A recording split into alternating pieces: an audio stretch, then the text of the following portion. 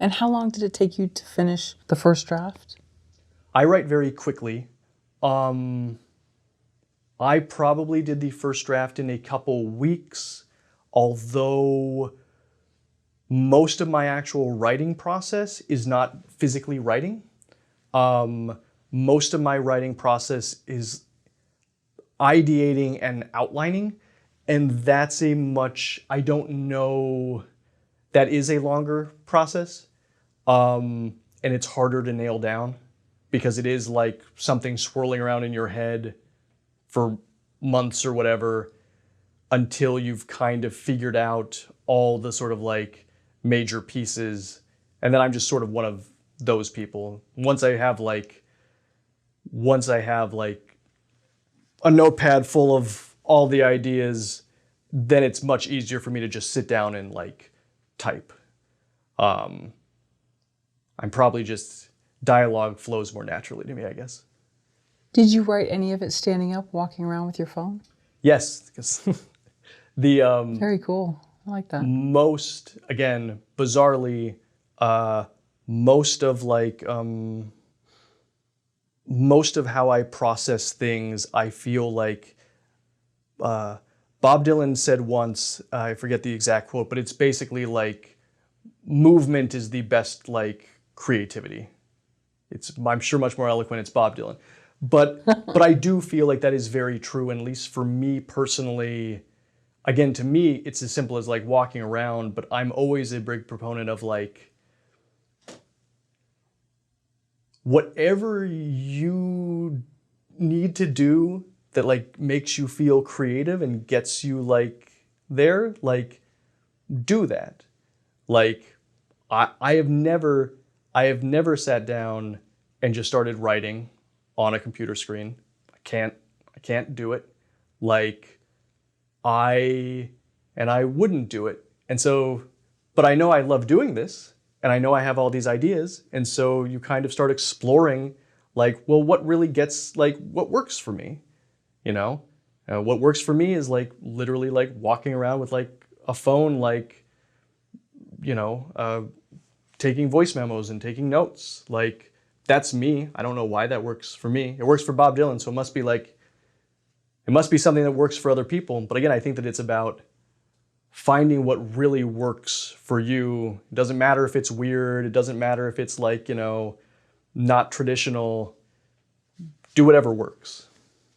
Did anyone ever ask you what you were working on? No. Okay. I am sure on occasion I look like a crazy person. But no. It's again, somebody asked me like somebody did ask me like what happens if you just don't have any ideas. And I did think that was a good question, and my response to that was, it doesn't really matter. Like, you have to give yourself, I know it's hard when time is finite, but putting yourself under creative pressure, I guess it depends, it's different for different people, but I feel like pressure can be good. Beating yourself up, I don't think is ever good. Basically, pressure can be a positive thing. I do agree with that. But I think if you're walking around and trying to ideate and you get like stuck on something else and you never solve the problem, it's going to happen. It's just part of the process. I feel like, I don't know. I don't know anyone who, I'm sure there are people, but like, to me, it doesn't seem like there's a high probability that you just sit down and write it and you don't run into situations that you don't have the solve for in that moment. If you are writing a story, you may be interested in our new book, the sponsor of today's video. After months of working on a story, have you ever said to yourself, I don't know what my main character wants. Why are my side characters more interesting than my main character? 17 Steps is a workbook-style tool with specific questions to help you dive deep into your main character and story. We've linked up to 17 steps below. Now, back to the video. When you sat down to write It Takes Three, were you drawn to one character in particular, or was it this idea of this social catfish and a spin on an old story kind of thing? It was not specifically a character. I really love. I'm a little bit of in the minority. I think it's changing now. I really love reboots and adaptations. I think that there is a difference between a project or a title where maybe it doesn't have anything new to say, right? Versus again something where you look at it and you go, I really do think that there's a lot of interesting material here to explore, and what a great way to explore these sort of like themes or ideas or characters because the brand or the intellectual property or whatever already has reach, so that professional people can look at that and say, oh, okay, I know people know this story. I know people like this story. I can look at Roxanne with Steve Martin or The Truth About Cats and Dogs. And there's a bunch of like other sort of these adaptations go, okay, people like this story. And then I go, okay, now it's my job to make it interesting again.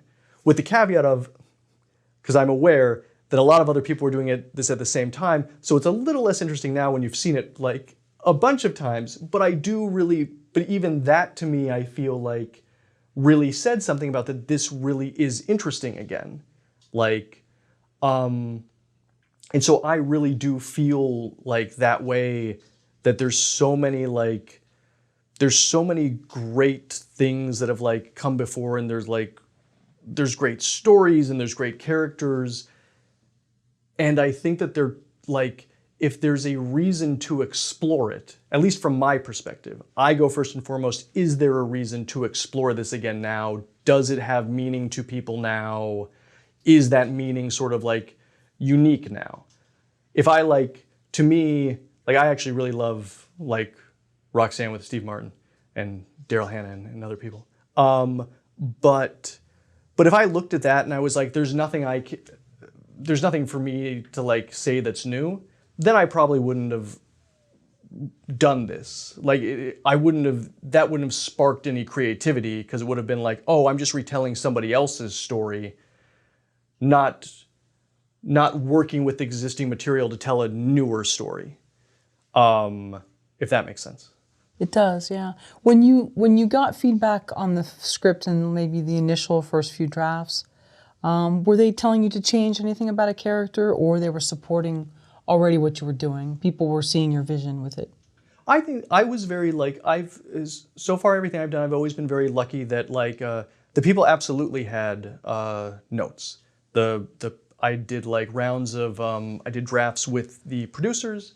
I did drafts with Scott, the director.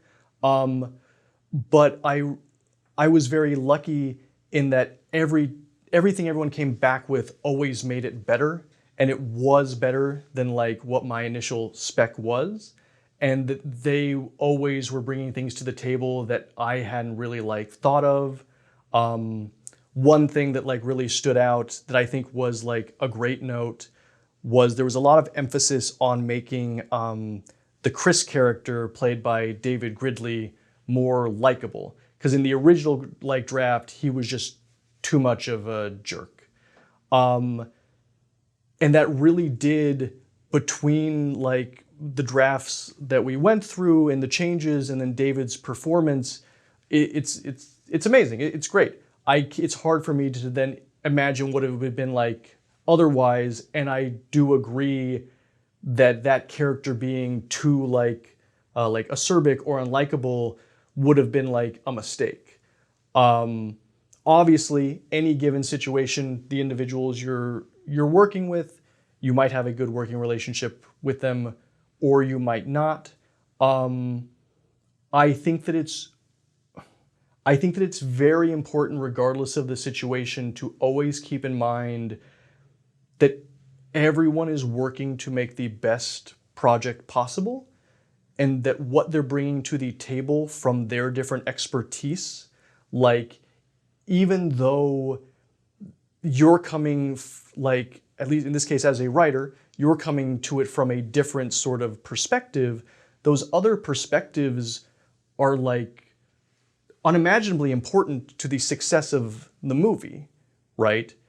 I think that regardless, even in a situation that might not be the most like positive, I think that it's really important to remember that and like respect that, and to keep that in mind when you're working with everyone, that everyone wants to do the best job possible. They just have different needs that maybe you're not like aware of. They have different perspectives that like you're not thinking about. Somebody said once, which I do like agree with, I don't think anybody ever sets out to just do like ridiculous, like whatever it is that they want to do for whatever they want to do.